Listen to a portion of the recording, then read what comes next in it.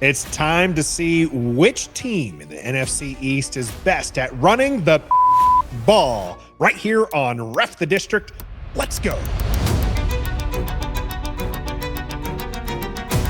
Greetings and salutations and welcome to Ref the District. I'm Nathan Perry. That's the Stoner. And today we're bringing your NFC East positional rankings for the running backs. Last week, Stoner and I brought you the quarterback rankings and we got yelled at. And a lot of Philadelphia Eagles fans were upset. Will they be upset with today's video? Well, you'll have to stay and watch it. But make sure you hit that like button for me. Make sure you're subbed up to the channel, share it, and then come back on Wednesday live at 7:30 Eastern to join the conversation as we stream our flagship program and talk about things all Washington Commanders. Maybe, just maybe, there's a defensive end coming our way to DC. We'll find out, and we'll have all that news and info for you.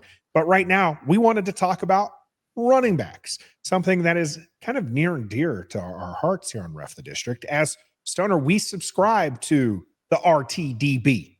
We are a little bit older generation, and we grew up pretty much with the running backs being the class of the divisions. If you think about the NFC East in years past, it wasn't about the quarterbacks. It was about the running backs. It was about 3 yards in a cloud of dust. It was about Riggo and Emmitt Smith and the guys. I'm just trying to think of some of the guys for the Giants. Rodney Hampton comes to mind, and OJ Anderson. And man, I'm going way back with some of these guys. But it's a different league now, right? Quarterbacks are the dominant guys, but running backs do still have a role. It may not be as important, but when we look at the number one guy or the number one running back in this division, we'll see that if you do have that dominant running back, it opens up so much for the rest of your offense. So it's going to be interesting to see who in this division is going to be able to close that gap between what we know is the class of the division at 1 and then 2, 3, and 4. If we're able to close that gap a little bit this offseason. Yeah, I don't think there's going to be any surprises at the top. Hint. Yeah. But 4, 3, and 2, I can see moving around. I do feel, Stoner, the first team we're going to talk about, which is our 4th ranked team for us, which I did the rankings. You might have a problem with how I ranked them. And I know you, as the viewer, might have problems with how I ranked them.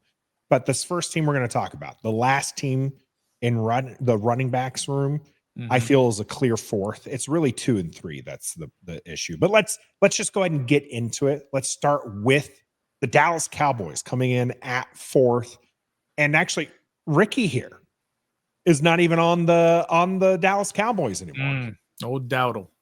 So if you can name all of the running backs currently on the roster for the Dallas Cowboys, you got to be wearing that star, because there's no way you're going to know what they did. They've completely changed the roster here, and it's not very exciting. Now, there's a guy that we're going to talk about that may do something, but realistically, this isn't a room. So pause the video and in the comment section, hit me up with the names of the running backs. See if you can name them off the top of the head. Stoner, you did your research, so I know you know who's there.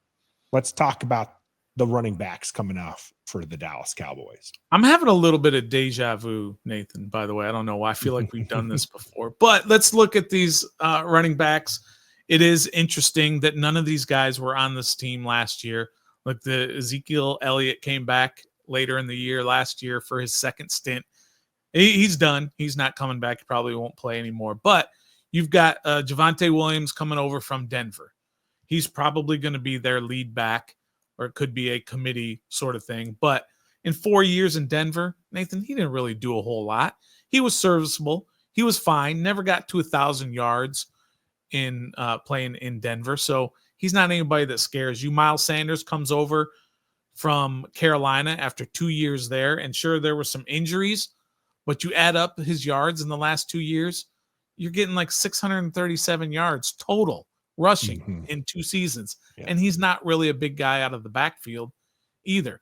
His one great year, the one why everybody knows that name, Miles Sanders, and got him some money in Carolina, was that year that he had in Philly with, the greatest offensive line of this generation, with the Eagles, and he had over 1,200 yards rushing. So good for him. But after that, you've got a rookie this year, and I'll let you kind of talk about that rookie and a rookie from a couple of years ago. And I agree with you, Nathan. They're clearly fourth in this division. Yeah, I didn't put a lot of stock into the rookies, especially because the rookies we're going to look at here in the early rankings, not the number one rankings. They're third, day 3 picks. Okay. Yep. One of them was at the top of day 3, but that's still a day 3 pick. Jaden Blue here in the 5th round for the Dallas Cowboys. His name we're familiar with on Ref the District because we were looking at the running backs for, during our draft process, and Blue was one of the standouts. And so we like him. There's another guy, Deuce Vaughn was a guy a couple of years ago I was championing as a guy who could be a difference maker. Well, he's not really done much.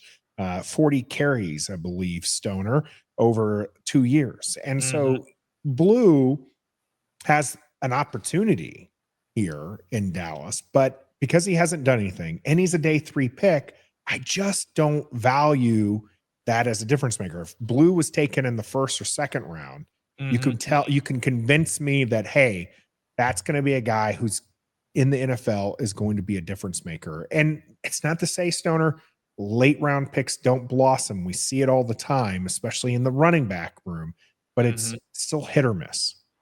Yeah, I mean, look, he was drafted that late for a reason, but he certainly has an opportunity with those other guys who are in that running back room. And I think you're going to see that with all 3 of these rookies that were drafted in the NFC East.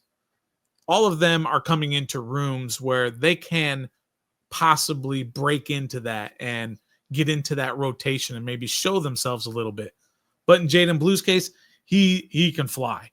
He is a fast dude, but he's a rookie and he was drafted later.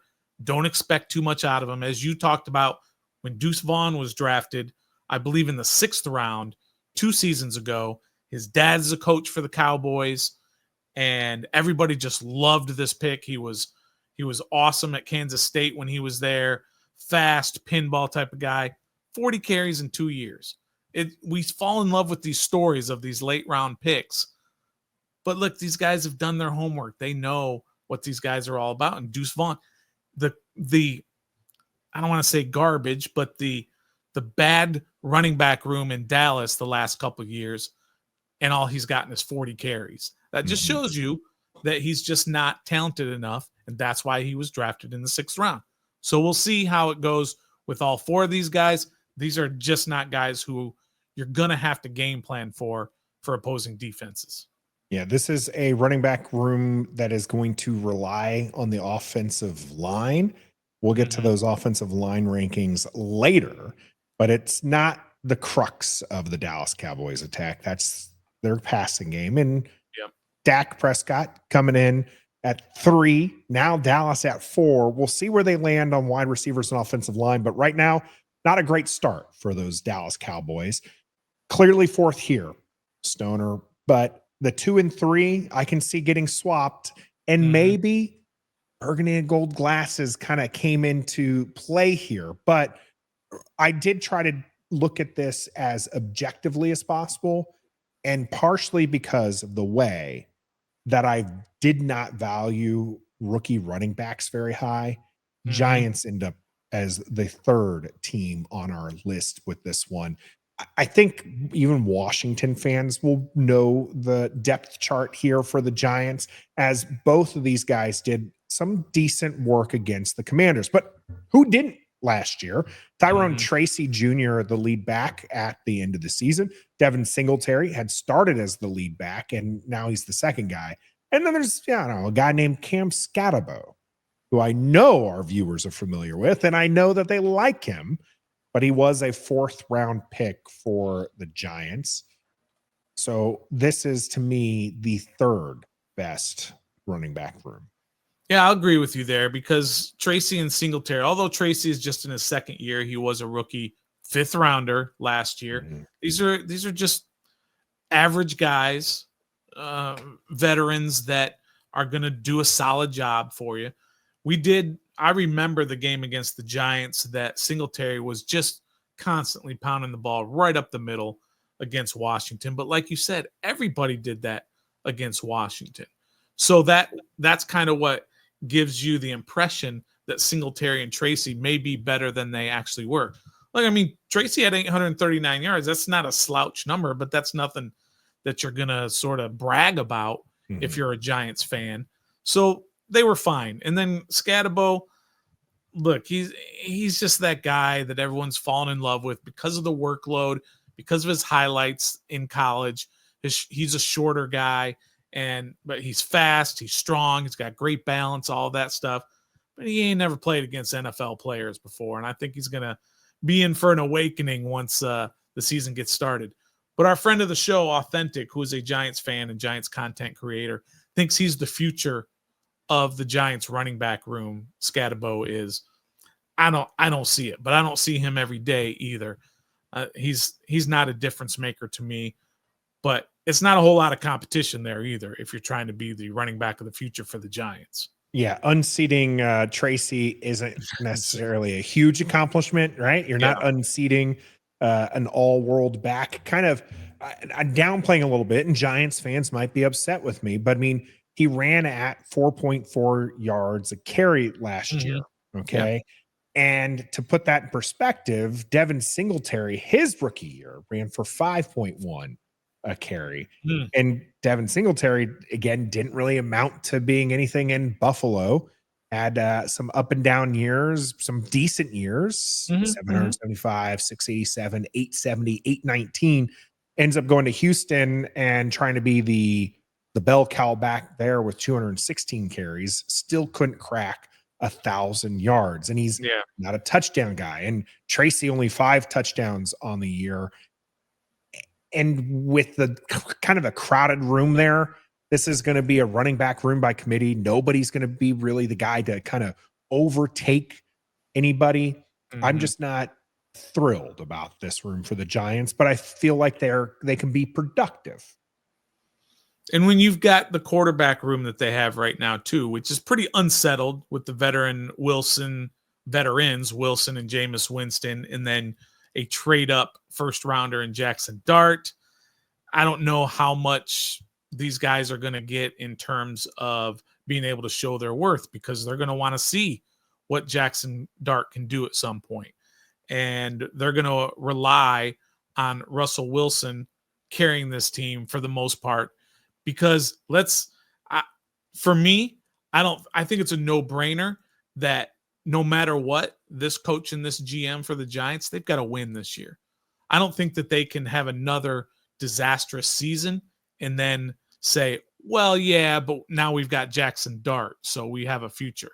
I think they have to win now, and you don't win by giving the ball to Devin Singletary, Tyrone Tracy, or Cam Scatterbo. It's going to have to come from the quarterback position. And so, yeah, I don't think it looks great for these guys.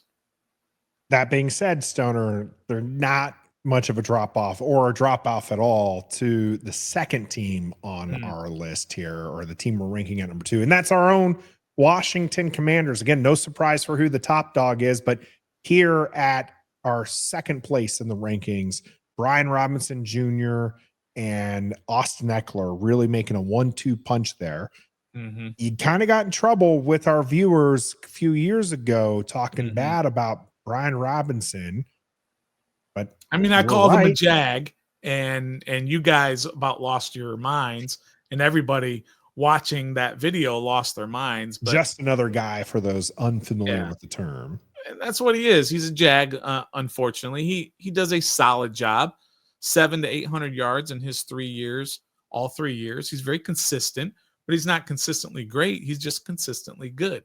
And a lot of people were complaining about the offensive line for Washington, and that was the reason for B-Rob. I watched plenty of tape on B-Rob. There are a lot of times the holes were there. He just doesn't have the vision to understand where the hole has opened, and he's only going to where the hole is supposed to be. And if it's not there, he just doesn't have quick feet and the quick decision making to see that hole and get to it quickly. If there's a hole there and he gets out in the open field, you better watch out, because he's going to run your ass over. But that's kind of the same for a lot of backs in this league. If you give them a hole, they're going to get there. And that's kind of where I was going with Miles Sanders when he was in Philly. He was great because he had a great offensive line. Get him away from that offensive line, not so great. So Washington does have a better offensive line this year, which I think is going to really help in terms of Brian Robinson and Austin Eckler, but it's not going to turn him into a 1,200-yard back all of a sudden. Yeah. I mean, it was kind of what we predicted last year, is that a boost in the rushing attack. Mm-hmm. But Brian Robinson, one of the other things is, and I know you can't really blame him for his rookie year for missing time, but he has missed, quite a few games. He's not completed a full season yet in the 3 years that he's had. Yeah. And I think that plays a part. Now, he's increased his average each year. And I think that you probably see that again this year, largely because having a quarterback like Jaden Daniels is going to end up opening some holes. And that's why we did predict a big year from him last year. I have a hard time predicting it this year because this is another running back room where it's not solidified yet. You brought in a rookie. You kind of kept everybody from last year, right? They re-signed a lot of players, but then you bring in Jacory, or Bill, as his name, as he's called, who is a 7th-round pick. And I feel like more so than Cam Scotabo, who's going to start eating carries probably earlier in the year and just kind of take a carry here or there or every now and then. I think that the offense for Washington is going to be set with Brian Robinson early, Austin Eckler, in small doses. He had, about 700 yards all purpose last year. He's not the player he once was. Expect 700 to 1,000 yards again as the peak this year from him, but he's a quality, kind of scat back. He's a quality 3rd down back. And then you got Krosky Merritt out of the 7th round, who reminds me a little bit of Chris Rodriguez, in that both of these guys, who I like, are one-cut runners. Now, the difference is in offenses. Cam Scotabo is going to get, 5 carries here, 7 carries here. Krosky Merritt isn't really going to see time until he replaces Brian Robinson. But if that happens, watch out and expect him to get more than 100 carries. But like I said, not valuing rookie running backs taken in that round that late. I'm just valuing Brian Robinson as the 2nd best overall running back here. The room with Robinson and Eckler, I feel, is better than Tracy and Singletary. Not much better, Stoner. Okay. Better. Now let me give you a little cheating here, if I can. And that is, if you just look at the rushing attack, and we're looking at the running backs room. If you look at the rushing attack, Washington is clearly the 2nd best rushing attack, simply because you have a rookie quarterback in there who ran for more yards than any rookie quarterback has ever run for in the history of the NFL. That plays a part in your rushing attack.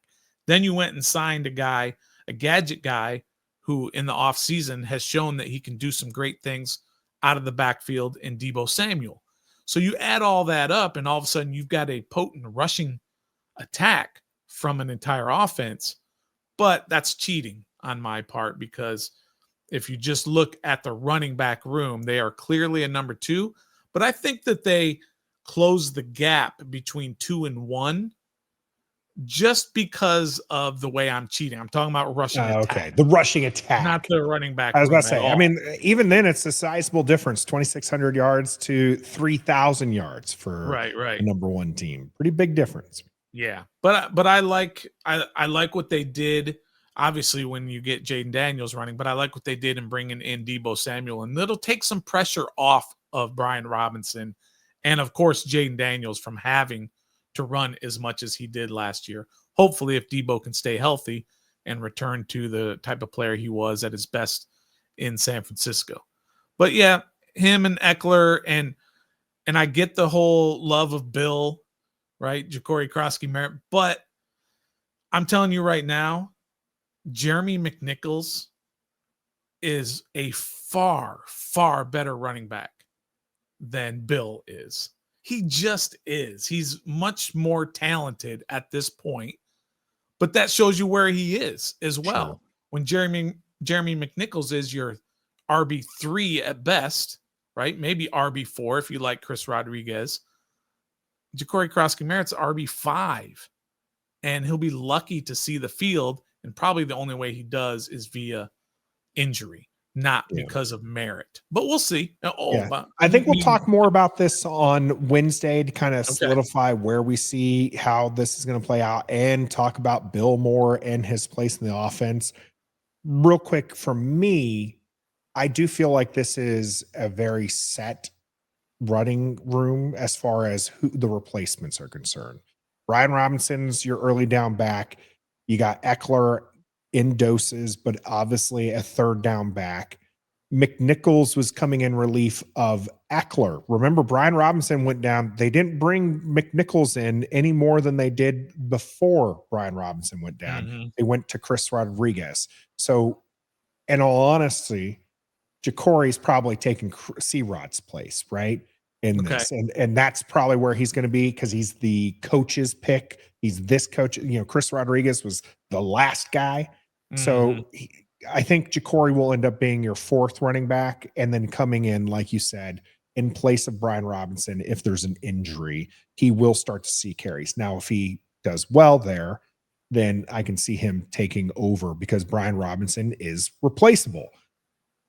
That being said, I would put $1 on Brian Robinson making 1,000 yards over Tracy making 1,000 yards. And I think that's where this kind of split comes. Commanders over the Giants for 2 and 3 rather than vice versa.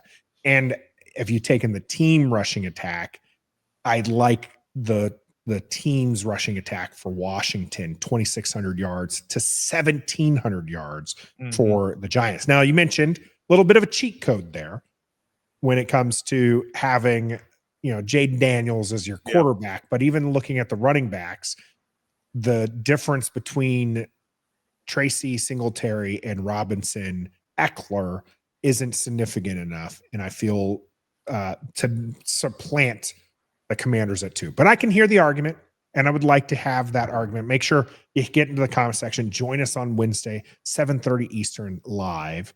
But let's talk about the Philadelphia Eagles coming in at number 1, rushing attack of 3,000 yards, largely because this guy, Saquon Barkley, 2,000 yards, clearly the best running back in the NFC East. And really the reason why the Philadelphia Eagles are at number 1, because again, go ahead and tell me without looking, don't look it up right now. Tell me off the top of your head, who in the world is behind Saquon Barkley? Go ahead. This year or last year? This year. Pause the video and tell me who is behind Saquon Barkley on the depth chart right now. I didn't know until I started doing the research for this, Stoner, because these are names that they're not household names, and they're guys who are not going to see a lot of playing time as long as Saquon stays healthy. And I'll go one step further. If Saquon goes down, this Philadelphia Eagles team is in trouble as far as the running game is concerned. Ooh, well, I'm going to actually disagree with you on this. Not in the ranking. Obviously, Philadelphia has the best running back room. Number 1.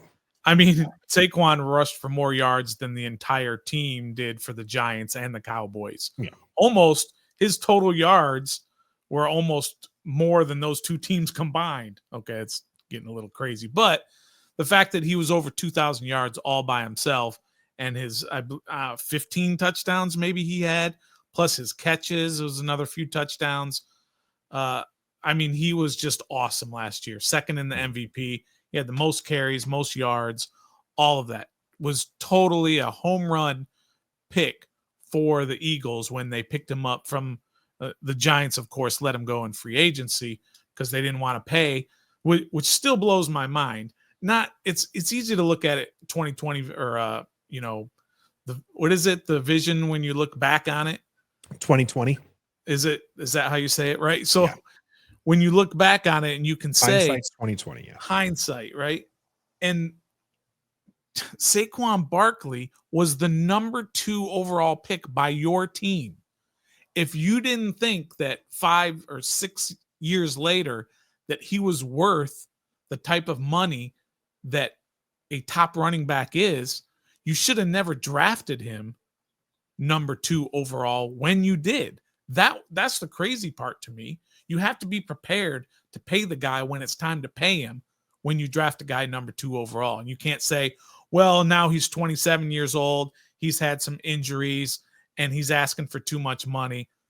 That's the number 2 overall pick. You picked him. You need to pay him. And they obviously blew that, and the Eagles took it all the way to the Super Bowl. So that's what's crazy about this. But the part I'm going to disagree with you about, Nathan, I think they got better in the running back room in the offseason. I love the pickup, and here's the answer to your trivia question that you had everybody pause the video. I love the pickup of A.J. Dillon as their backup running back this year from Green Bay. This is an awesome pickup because this is a guy who can carry the load. And just like I think with Washington, in terms of, I think they're going to be a better team this year, but have a worse record. I think their Philadelphia's rushing attack is going to have less yards, but it's going to be a better rushing attack because of A.J. Dillon. I'm a big A.J. Dillon fan and think he's going to be able to take that load off. You and his mama. 345 carries that Saquon had last season, the most in the NFL. You can't do it with the 28-year-old running back, or you shouldn't do it, I should say. And now you got to get big, strong, powerful running back who can handle a lot of those carries in A.J. Dillon. I love the pickup, and I think they got better. That's wild to me that you're this high on A.J. Dillon. Will Shipley, the other running back in the room, so that's not even worth talking about. Second year out of Clemson. Last year, 30 carries, 82 yards. Nothing exciting, especially with as great as that offensive line is. But as far as Dillon's concerned, guy who cracked 800 yards once, has a career average of 4.1 yards a carry, not a huge touchdown machine either. 7 touchdowns and 22 for the Green Bay Packers. Never toted the ball more than 187 times. I just don't see where your love of his coming from. I feel like he's serviceable, but it's humorous to me. You'll be so not down, but realistic when it comes to Brian Robinson being just another guy, a jag. Yeah. And yet A.J. Dillon you're standing on, which is, it's just humorous to me. I'm not obviously high on A.J. Dillon. I said that if Saquon goes down, this running back room is a mess to me. Relying on Dillon and Shipley, you're not going to get the same results as you did with Saquon Barkley. And to me, that is a big risk. I think the Giants are absolutely being trashed because of the season Saquon had. Fairly because of the season he had. But he never had a season like that for the Giants. The highest total he had was 1,300 yards, and that was in 22. He had another 1,300 yards his rookie year, but he has had dwindling success year after year. Now, part of that is the Giants team, but I feel like they should get hit for not keeping a guy like Saquon who has the potential to hit 2,000 yards. But I also feel like they're being unjustly attacked as if Saquon always pumped out 2,000-yard seasons.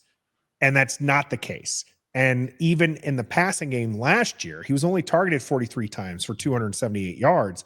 It's a far cry from the back he was that they drafted at number 2 overall, where he was targeted 121 times and had 721 yards to go with the 1,300 yards rushing. So he had 2,000 all-purpose yards. That was when he was drafted in 2018, Stoner.